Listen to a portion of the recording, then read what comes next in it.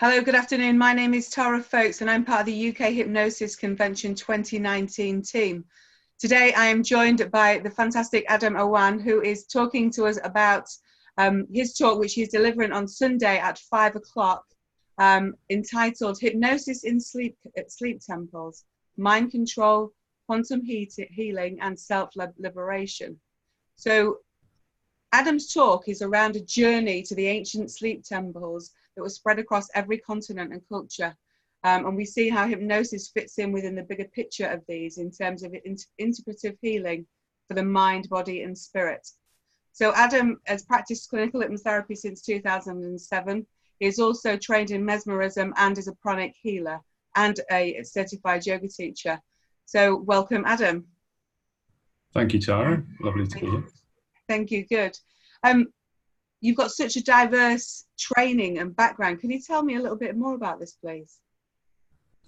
So in my own journey, I started looking at hypnosis when I was quite young. And through reading books, I taught myself. And it always kind of struck me that hypnosis had been separated off from a larger modality of treatment, and it had been kind of boxed down originally from the more recent history. Everyone's taught begins with mesmer, and then from mesmer it was boxed down by Braid into just pure suggestion, and it was all the verbal aspect. So the energy side was cut out, and perhaps any of the aspects and dimensions beyond pure suggestion were all discarded. And I had my own fair share of issues to do with sleep and anxiety and stress. And so I was trying all different kinds of modalities, and I could see that beneath the surface, a lot of them had a lot of common principles. So if you take things back down to first principles, you can find that a lot of the modalities are built from the same place. And then if we look at the history and we go back to before around 1,000 plus years ago, so beyond that, maybe 2,000, there were sleep temples throughout the world, not just in Greece. They were also in Egypt. We have them in the UK. Even famously, J.R.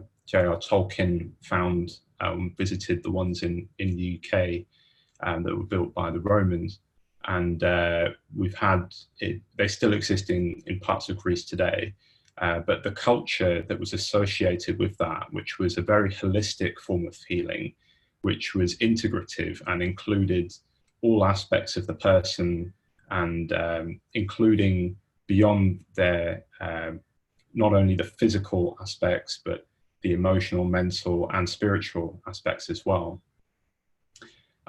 So my healing and my process went through that route of hypnotherapy, and then also Ayurveda, which is the ancient Vedic form of medicine, and also yoga and meditation. So there's a lot of aspects, but what I found ultimately is that these are all really part of one form of ancient healing that was throughout the world. And in the yogic system, it was hypnosis was actually an integral part of the self-development of the practitioner.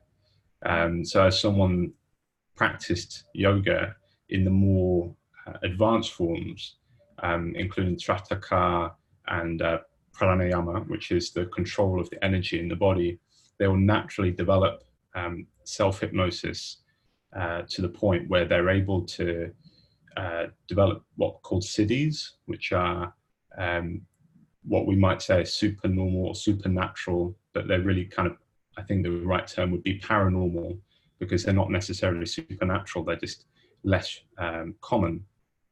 But they can be developed by anyone with practice. So I've tried to pull all these things together and find the roots of these. and they can be found within yoga, Ayurveda. And so in my talk, I'm going to be walking people through my sort of investigative journey and what I found through not only through the historical accounts of things and archaeological references in the sleep temples, bringing that through with quantum healing, which I'm referring to Dolores Cannon's quantum healing hypnosis technique, which is a very powerful form of therapy, together with parts therapy. So people might be familiar with parts therapy. Not so many people are aware of Dolores's technique or spiritual hypnosis, but there are many practitioners who have been practicing this for decades now, and I think it's worth everyone really understanding that that fits in with a bigger picture.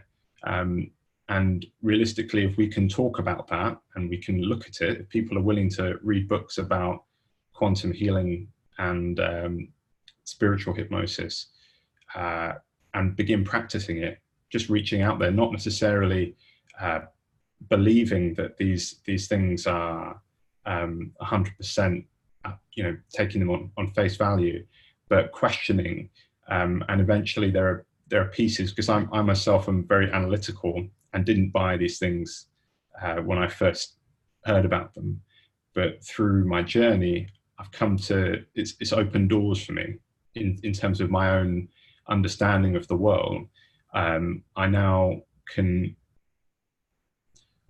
begin to see that there's a lot more than the direct suggestion that we're taught, which is very, very powerful. People can be healed just by playing recordings and then substituting the words in the recording. So if it's a recording for weight loss, and instead they want to stop drugs, then they can just substitute the words and it's worked for them.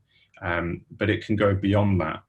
So really with parts therapy, to tie it all back to where I'm coming from, this comes back to the ancient sleep temples, in that they would use archetypes of the healing gods. So in Greece, it was Asclepius, where we get the winged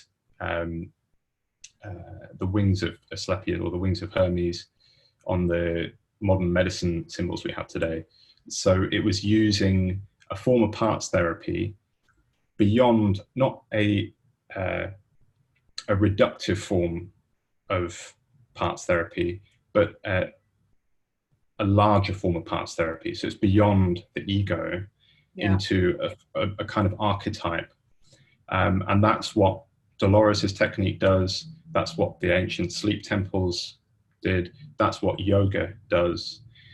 So I've gone on for quite a bit here of talking about all different, very diverse that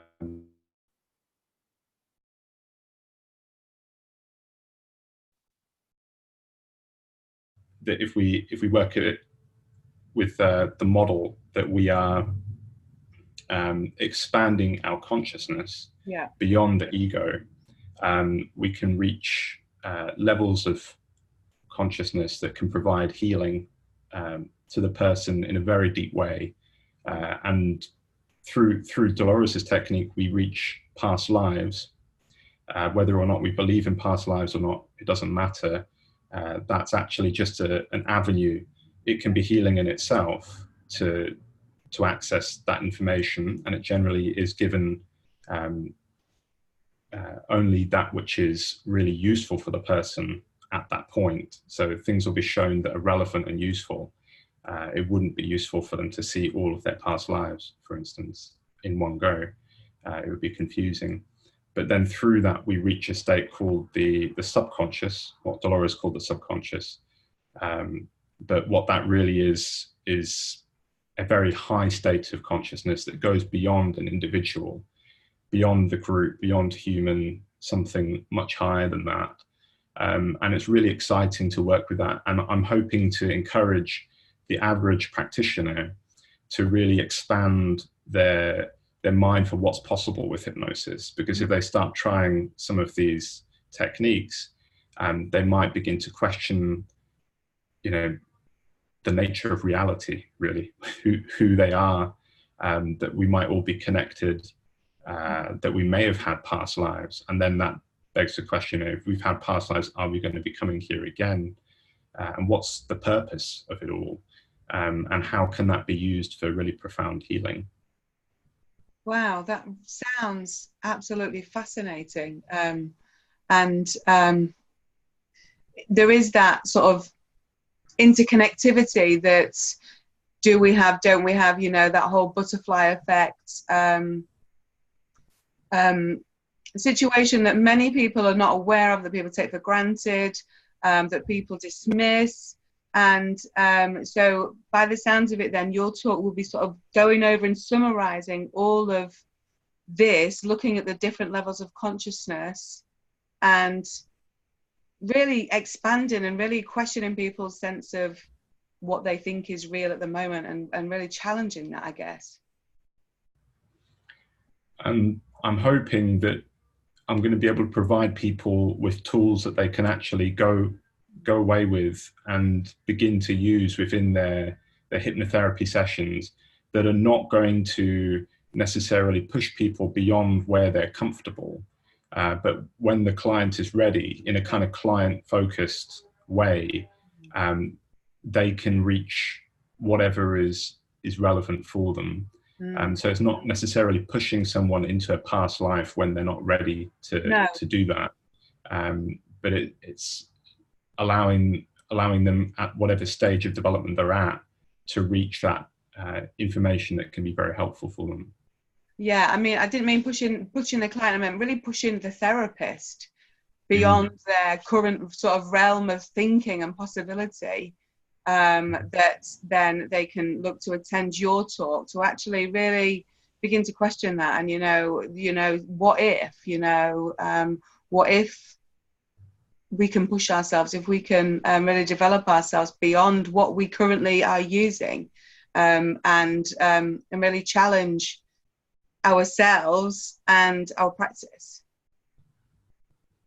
Absolutely. My talk is the last talk of the weekend, and what I'm hoping is that with all of the information and all of the experiences that people have had, and all the new techniques they've learned and new connections they might have made, I'm hoping that this will give people a key to see that actually there may be much more to it. And I remember when I stumbled upon these techniques, specifically Dolores' work, I was at a trade show, and I was there teaching hypnotherapy and giving people live demonstrations.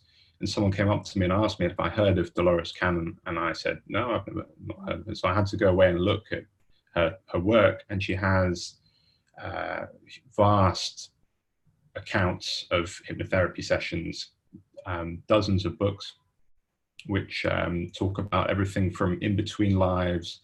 Her first book, which she recommends people, is 5 Lives Remembered, which are the cases of a lady's reincarnations across 5 separate lives, with documented evidence that she managed to recover. But then beyond that, there are books which talk about the metaphysical aspects of things. I'll have to see how much time, because it is a 2-hour talk, see whether I'll be able to touch on some of that. But it can become very mind-bending when we start to talk about the nature of time, and the real idea of reincarnation is such that we may not even reincarnate forwards in time. Sometimes we can reincarnate backwards in time. So it can become quite a complex set of ideas to really, Dolores calls it mind candy. They really do make you think. But it's also really exciting when you facilitate these sessions yourself and you allow the person to heal themselves. Before, I've done energy healing, I've done yoga therapy, all kinds of things, but to actually allow the person to heal themselves in a very short period of time to reach the root of their problem, And I'll give an example. There was a lady I worked with who had a problem in her jaw. She had transmandibular joint pain, such that she couldn't even sit or lie down for very long. So the session itself, she was in quite a lot of pain, but we reached the root cause of that through this regression. And then once the regression had been done, then speaking to this higher part, which we call the subconscious, or the higher self, or whatever people might like to call that. And she got a picture of where that came from, and it came from not speaking out. So it came from not actually voicing her frustrations within her relationship, and as a woman really expressing when she was not getting taken seriously in a conversation. And it went all the way back through this series of experiences.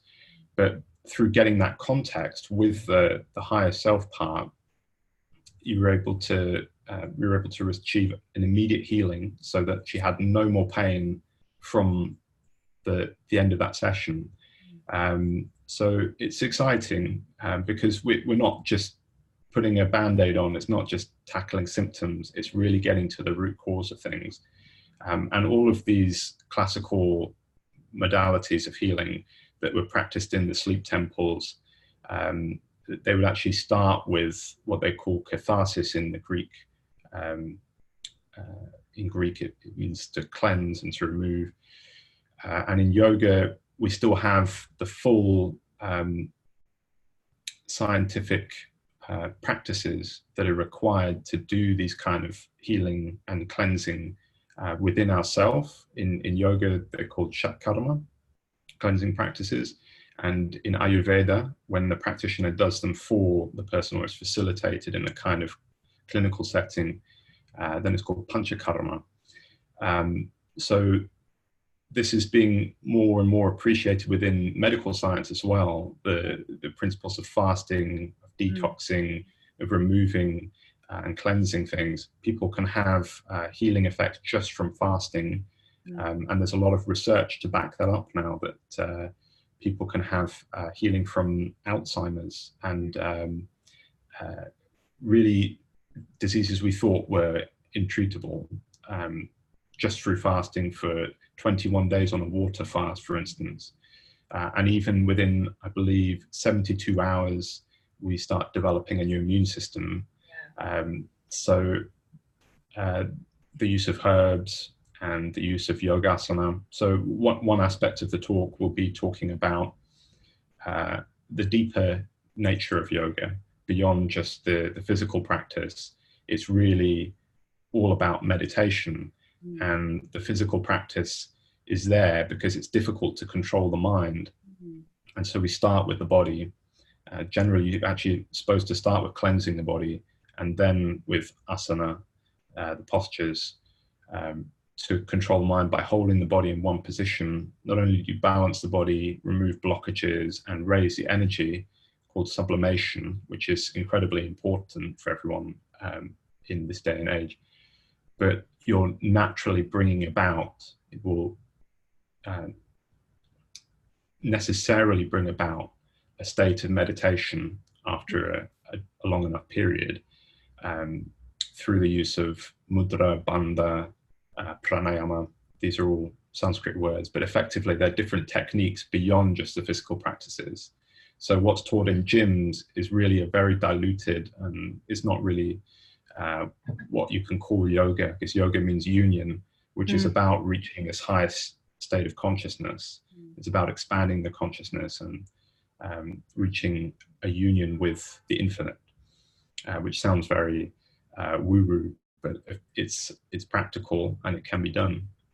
But like you say, the many Eastern practices are now being backed up with scientific research. You know, the practices that have been used for thousands and thousands of years, such as yoga, such as pranayama, such as fasting, such as all of these things. Like you say, now the scientific evidence is beginning to catch up with that. So it then demonstrates that it's not actually woo, it actually does work. and we've got the evidence base to show it now, and therefore we can then get people on board with it that previously would have been skeptical of that approach. But actually, it sounds it sounds woo-woo, it sounds weird, but actually it's not. And and this is going to be a really fascinating talk on Sunday, to hear you sort of skim over it all, and I suppose whet people's appetite into looking at different types of practice, different types of modalities that they can introduce, and they can expand their practices. Yeah, and I will be including a lot of research on yoga and hypnosis.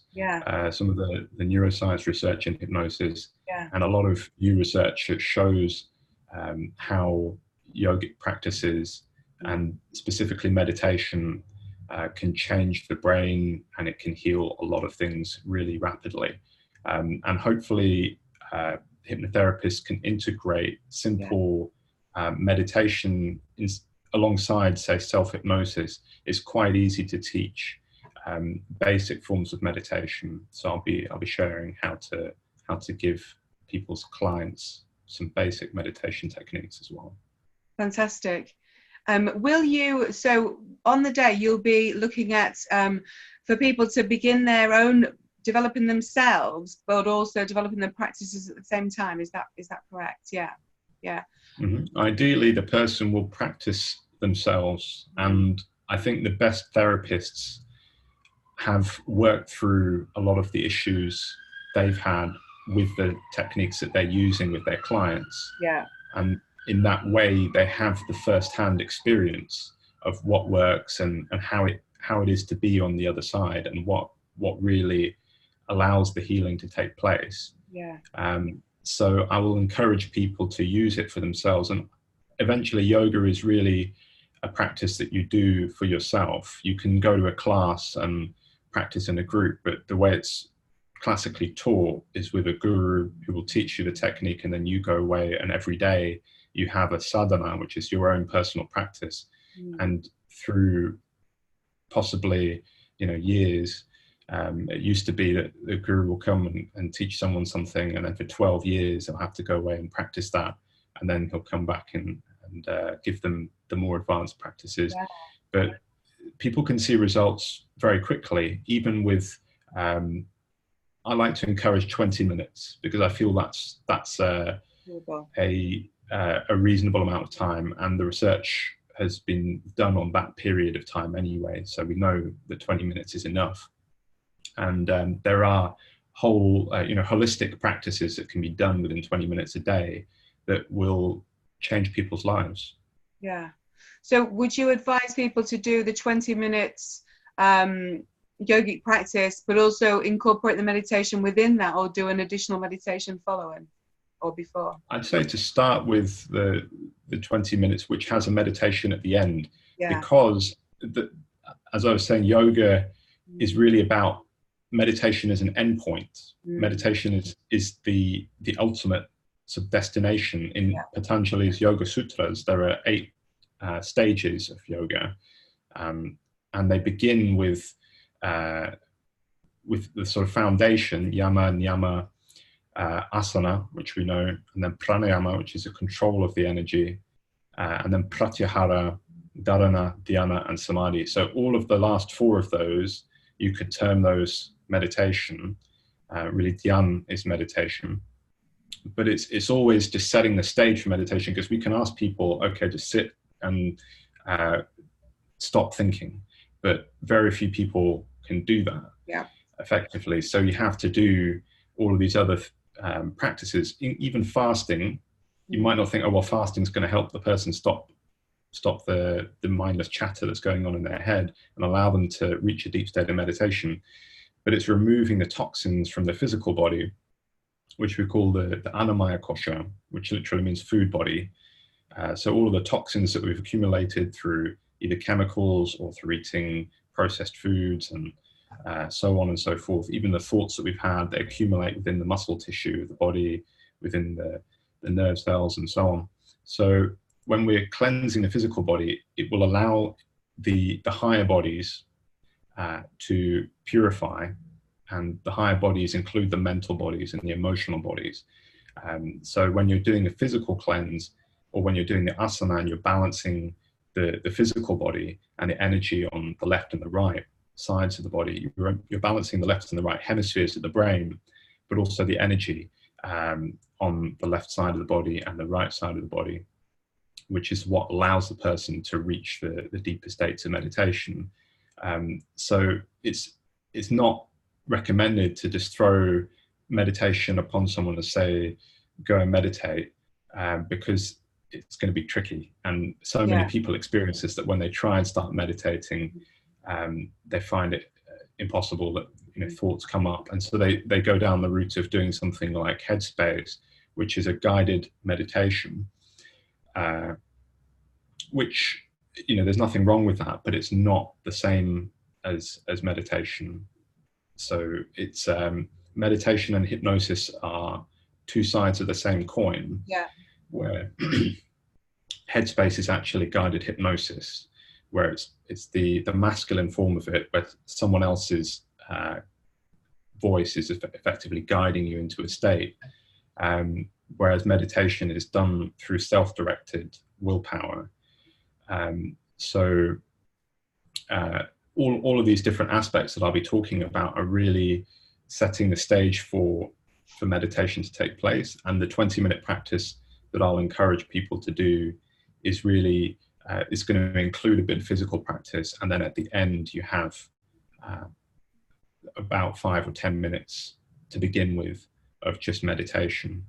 And the physical practice then sets the basis for the mind to reach those higher states of consciousness. Absolutely fascinating stuff, really is. Really looking forward to coming and listening to you talk about it in more detail. The sleep temples is something I've never come across before, and I'm sort of fascinated by this as to why it sort of escaped my why I've never come across it at all. So can you tell me a little bit more about the sleep temples? Yes, so in Egypt, we mentioned in Greece, they had the god that was the patron god of healing called Asclepius. In Egypt, that god was called Imhotep. And there were, again, the same forms of treatment, which were fasting, medicinal baths, chanting, oil application, all of which are used within yoga and Ayurveda. So it's like a holistic centre. It is a holistic centre for healing, and there was naturopathy, so it was within a natural setting always. And there would be rooms which were effectively like dormitories, where people would go into temple sleep, facilitated by the priest healers.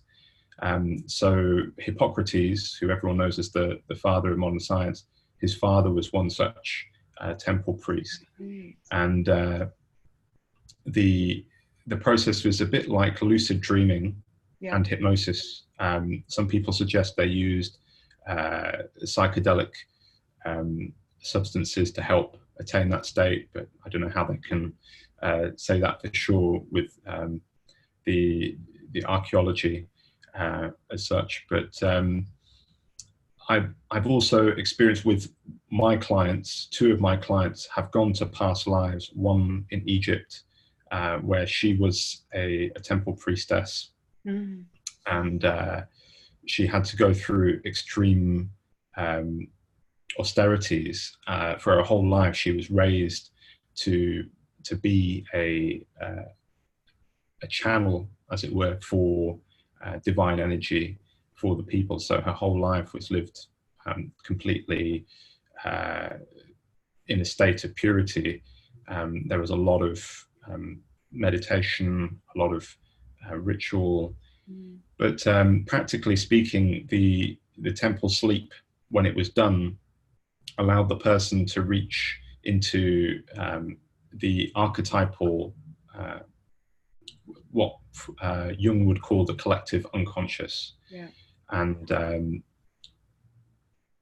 I wouldn't say that it's necessary to label things like that, but effectively to reach into that and find a communion or a dialogue with the healing patron, whether it's Imhotep or Asclepius or one of Asclepius's daughters, and for a kind of healing to either take place during the sleep, so that when they woke up they were miraculously healed, or the priest would then interpret the dream and allow them to see how best to bring about healing, what herbs might be necessary, what treatments, sometimes surgery was used.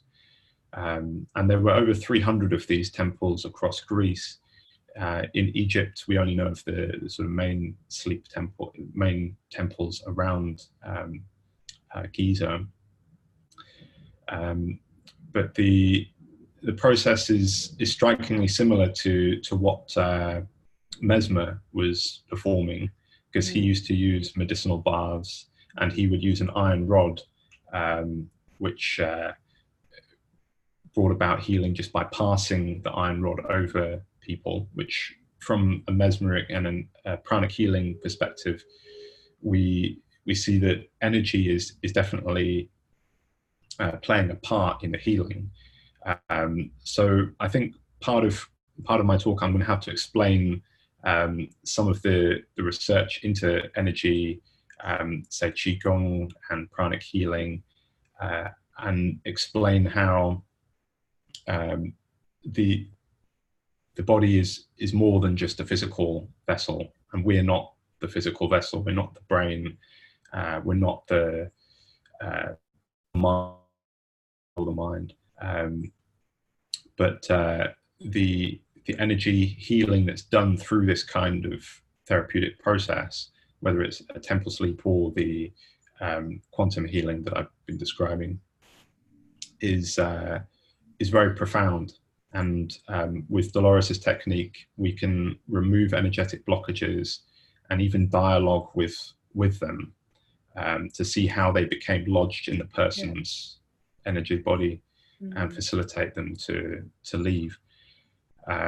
So that, I would suggest, is more powerful, and it's a better idea than doing any kind of hands-on energy healing where you're interacting with someone else's energy, because that can bring about issues to do with karma, because you're messing with someone else's energy if you don't know what you're doing. One of my teachers says it's kind of like someone's watched a surgery on TV and then decides to go ahead and do that with their car keys. It's not something to mess about with someone else's energy.